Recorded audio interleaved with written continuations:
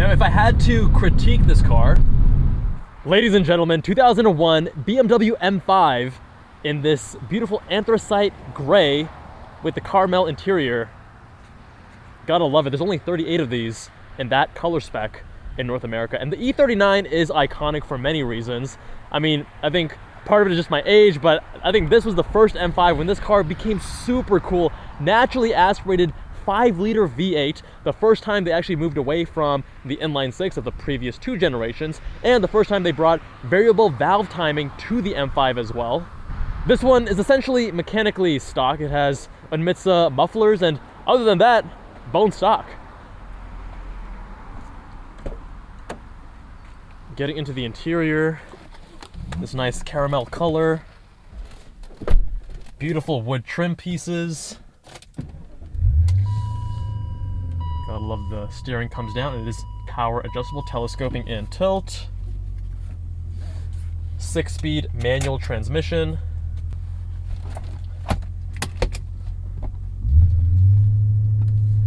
This glorious S62 naturally aspirated V8, 5-liter, 395 horsepower, 369 pound-feet of torque.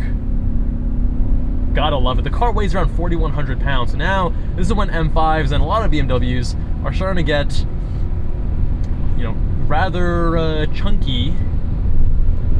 This is hydraulically assisted recirculating bulb, but it has this servotronic way to adjust the actual level of assistance. So essentially there's this valve, and it'll open and close to adjust the amount of assistance you get from the hydraulic assist. And at lower speeds, of course, you're gonna get more assistance, and at higher speeds, it's gonna close off such that you get less assistance, and a little bit heavier steering, give you a little bit more confidence. But this is a recirculating bulb. This is not rack and pinion. The reason being that the V8 is just too large. It was a packaging constraint.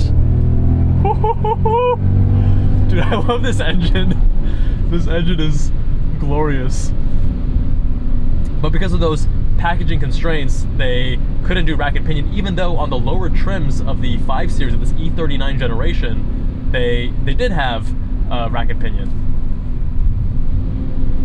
I think part of the reason I find this car so cool and so iconic, part of it is the hire with, I think it was Clive Owen, right?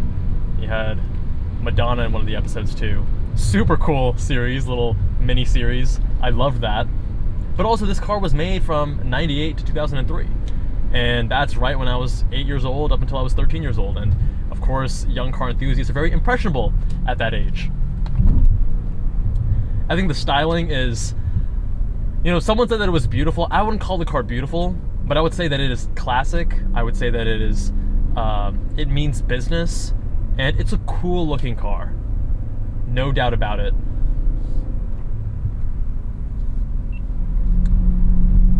A lot of firsts with this generation of M5. The first time they actually have steering wheel buttons, which adds a little bit of comfort to your daily drive in your executive saloon. But of course, if you're driving this hard and on track, then you might accidentally hit those buttons. First time with a infotainment screen, which of course dates the vehicle. I mean, look at this navigation screen from 2 decades ago, back when having navigation in your car was a big deal, right? Now we all just use our phones, but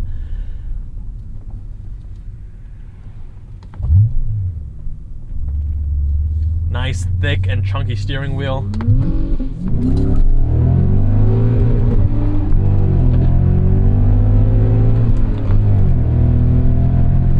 Getting to that 7,000 RPM red line. Woo-hoo-hoo-hoo. Trying to keep up with this F80. We're going to be reviewing that next. In fact, we're comparing all the M3s and M5 generations out here in Raleigh, North Carolina. Check out the playlist, going over each and every one.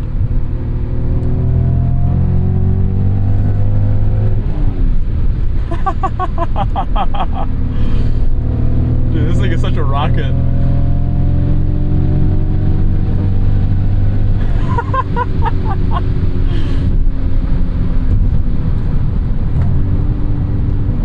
Really nice, easy heel toe, good immediate throttle response. I actually like the gear shift too. There's a little bit of lateral slop, but it doesn't really bother me because it has this nice, not overly notchy, pretty short throw kind of shift action. Very positive when you enter the gate.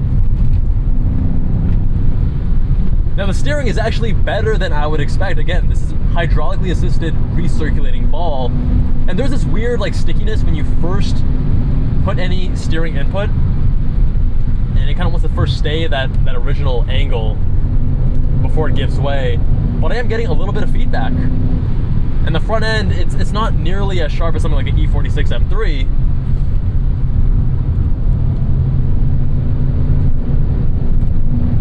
But this definitely has the whole rocket executive saloon vibe. It has that dialed in, especially with this engine. The engine is really the highlight here. The centerpiece, if you will. God, I love that V8. BMW knows how to make engines. They really know how to make engines.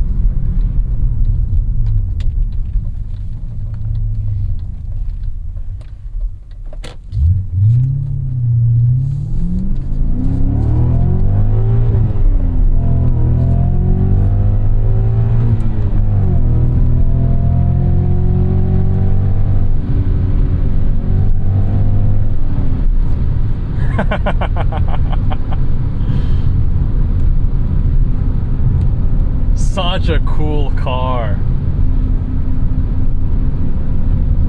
Now, if I had to critique this car, also keep in mind this is a older vehicle, 2 decades old, and it's original components for the most part. The front end could be a little bit sharper. With the suspension, I feel like they tuned it for a good middle ground, but keep in mind this car has 131,000 miles, and these are original components on the suspension, so it's not going to be as, you know, tight and refined. The bushes might need to be replaced, etc. But they're finding this balance where it's still sporty yet comfortable, and you want to control some of that body motion somewhat, but not overly so where you lose that comfort, right? So I think they found a good middle ground. Now you have to keep in mind this is an executive saloon, so it's not going to be as sharp as a sports car, so keep that in mind. But the brakes, they're not quite as tight as you might expect. They are a little bit luxurious, let's say.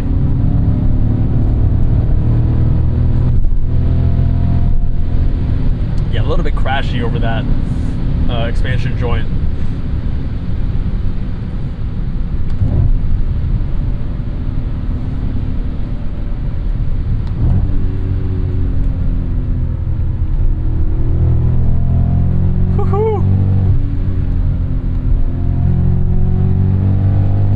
Wiggle ever so slightly.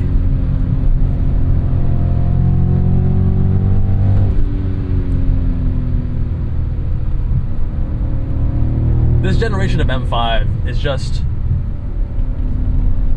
it's probably the most badass, I would say. It's not as glorious of an engine as the V10, right, and the E60, the one that came after this. But it's like there's something. I wouldn't say that this is a car that a villain drives, but it's like, it's more of a badass car than any of the other M5s, in my opinion.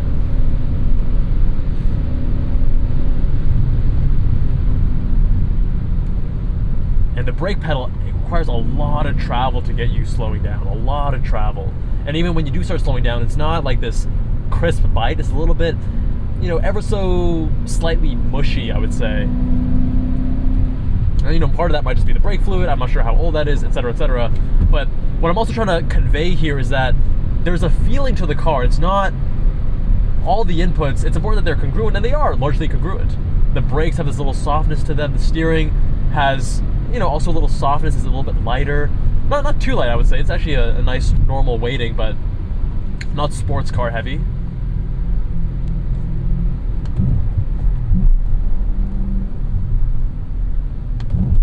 Even the transmission has this nice, like, luxurious component to it, but it's still short enough throws. It's still notchy enough where it doesn't feel sloppy.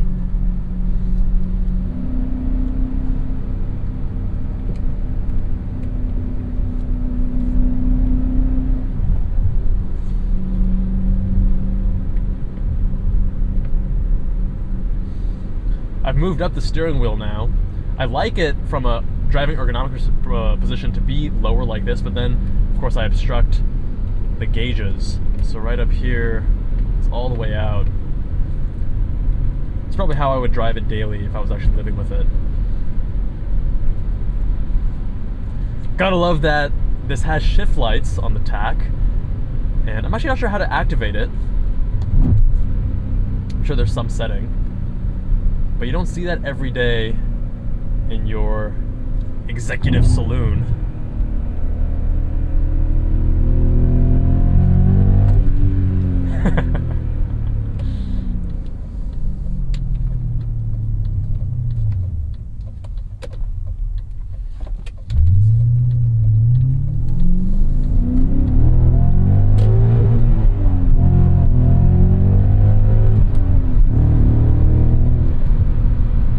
This engine is just intoxicating.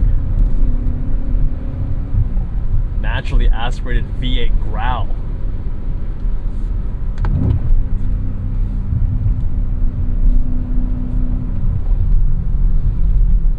Cinch to double clutch. No issue with the throttle response.